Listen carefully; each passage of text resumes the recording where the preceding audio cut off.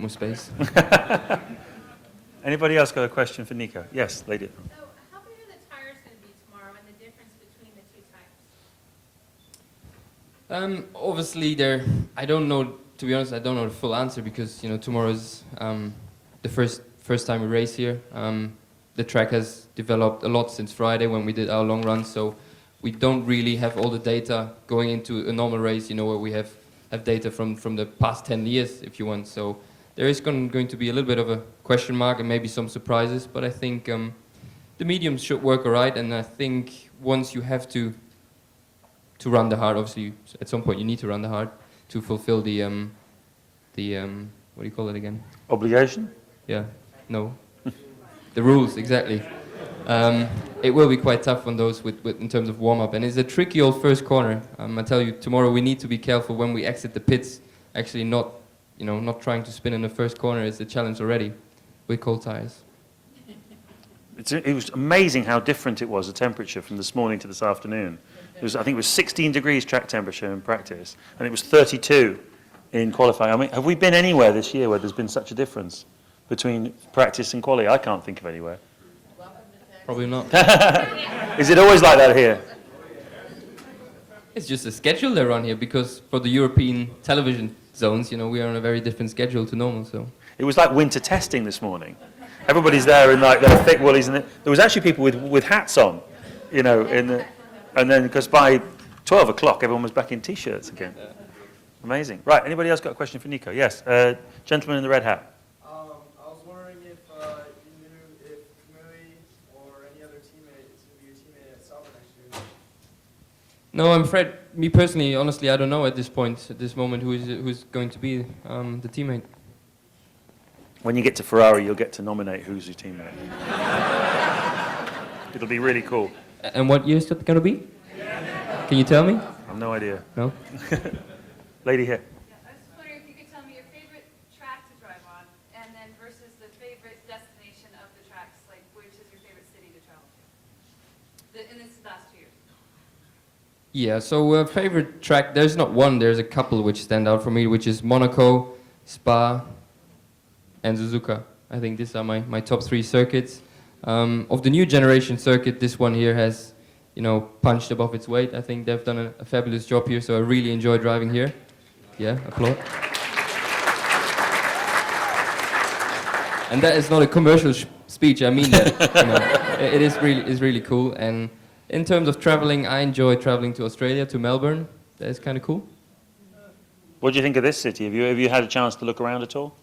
Not much. We got here on what was it, Wednesday night, and didn't see so much of the town so far, but I think everybody's very enthusiastic about the race, and if you hear the radio stations, everybody's talking about the race, and it sounds good. No, it feels good to be here. That's quite late to arrive, isn't it, for a race with a 6-hour time difference?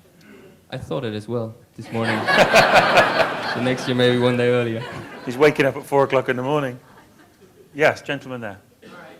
So I'm from Nebraska. Oh no! Before you arrived, I gave Nebraska as an example of a place that was the back end of nowhere. I'm really sorry. We actually have racetracks. I've been going to Grand Prix since Adelaide in '85. So I'm sitting in turn 15 grandstands, and I'm watching the turn 14, 15 complex. And it's just me, but when the Formula One cars come into 14, you're wide of the apex. It's like you single apex. You apex 15, but you don't apex 14. But the other two groups, the Ferraris and the Porsches, at apex 14.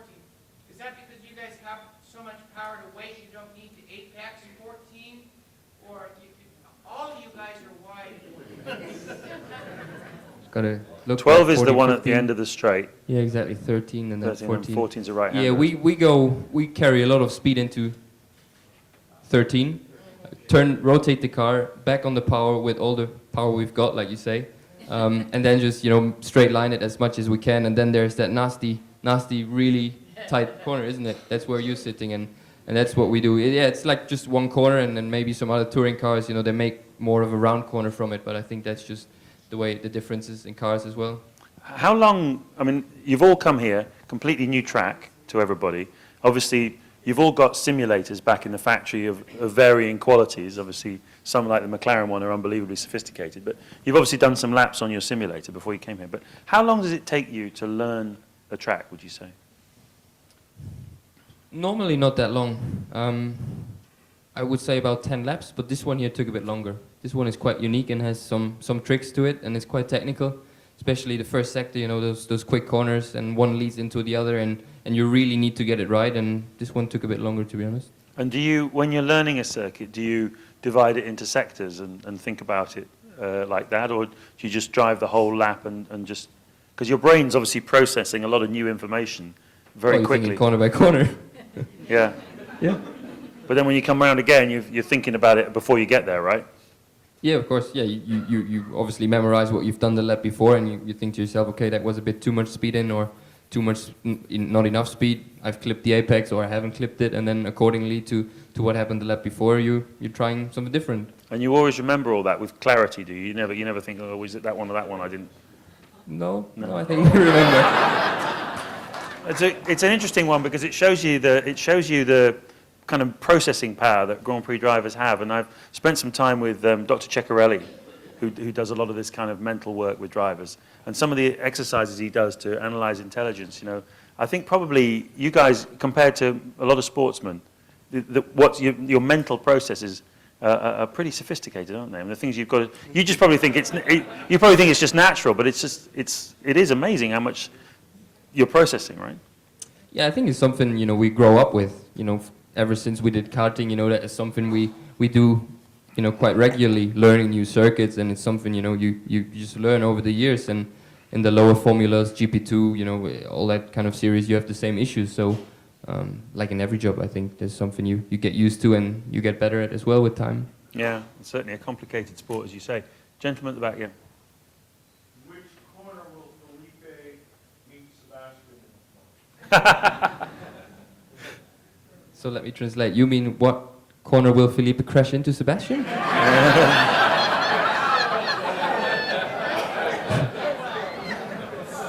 Is that your name, Dr. Evil, sir? Well, I think the best chance for him would be to T-bone him in turn one and right at the start.